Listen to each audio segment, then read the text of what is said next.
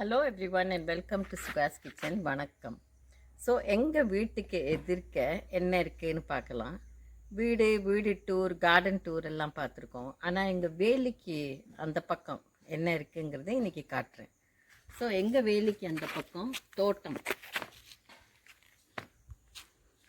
So இந்த தோட்டத்தில் நிறைய சோளம் போட்டிருக்கா.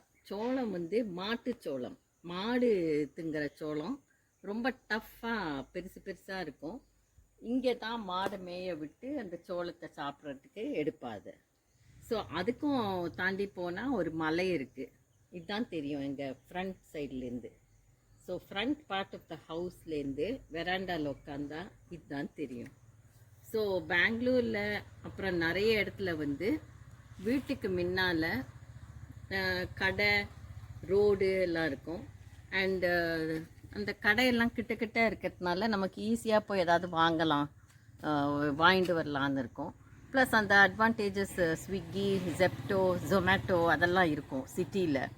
இங்கே அந்த மாதிரி கிடையாது.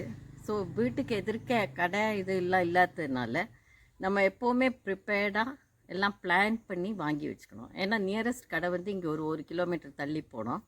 ஸோ மாமா போய் வாங்கிட்டு லிஸ்ட்டு போட்டு எல்லாத்தையும் வாங்கிட்டு வந்துடுவேன். ஸோ அந்த மாதிரி வாங்கி வச்சுக்கணுமே தவிர அந்த அட்வான்டேஜ் கிடையாது. எது அட்வான்டேஜ் எது டிஸ்அட்வான்டேஜ்னு பார்த்தா நமக்கே ஆன்சர் பண்ண முடியாது.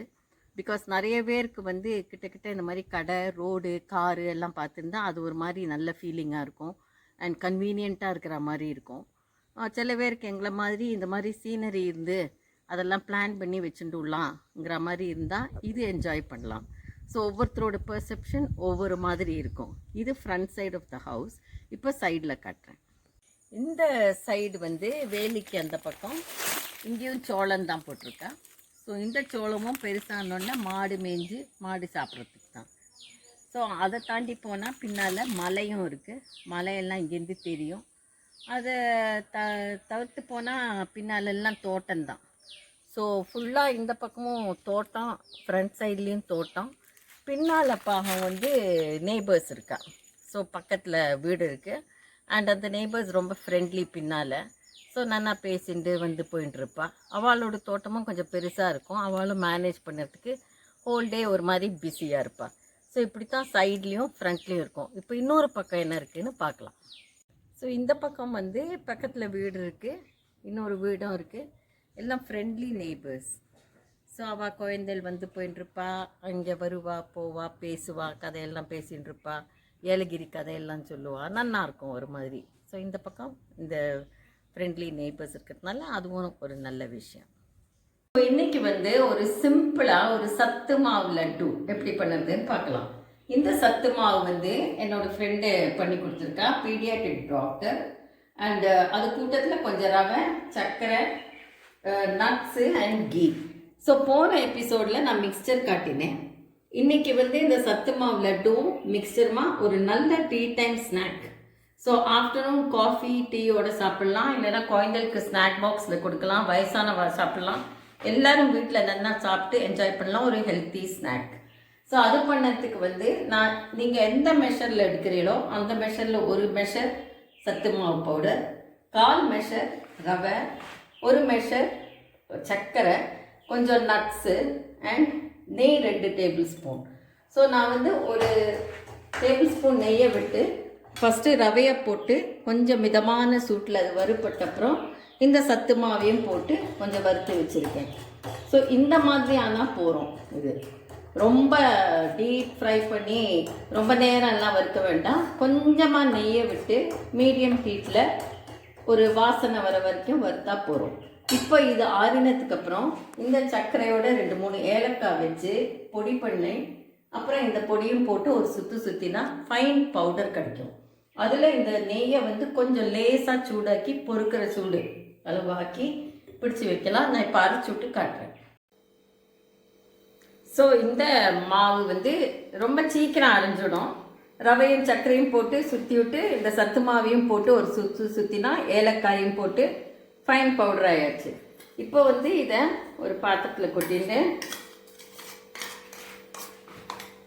கொஞ்சம் லைட்டாக சூடாக்கியிருக்கேன் நெய்யை. ஸோ 2 ஸ்பூன் தான், கொஞ்சமாக விட்டுட்டா போகிறோம். இந்த நட்ஸ்லேயும் நெய்யில் வதக்கினதுனால அந்த நெய்யும் இருக்கும். ஸோ எல்லாத்தையும் போட்டு கலந்து நெய் கொஞ்சம் கொஞ்சமாக விட்டுக்கலாம்.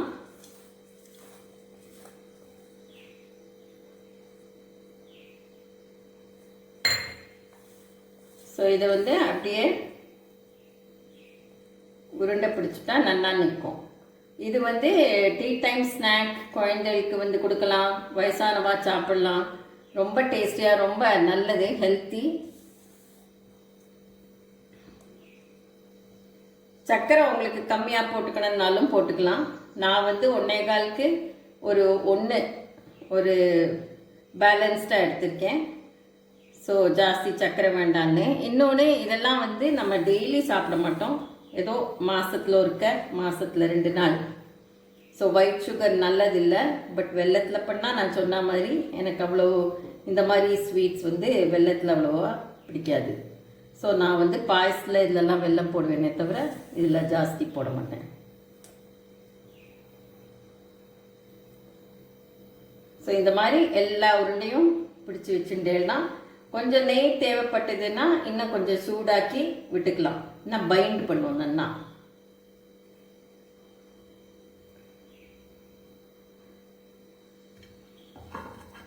ஸோ இந்த சத்து மாவு வந்து கஞ்சியாகவும் குடிக்கலாம், இல்லை லட்டுவாகவும் சாப்பிடலாம்.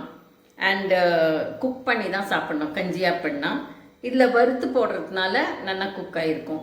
ஸோ இந்த வீடியோ பிடிச்சிருந்தா சப்ஸ்கிரைப் பண்ணுங்க, ஷேர் பண்ணுங்க, கமெண்ட் பண்ணுங்க, லட்டு ட்ரை பண்ணுங்க.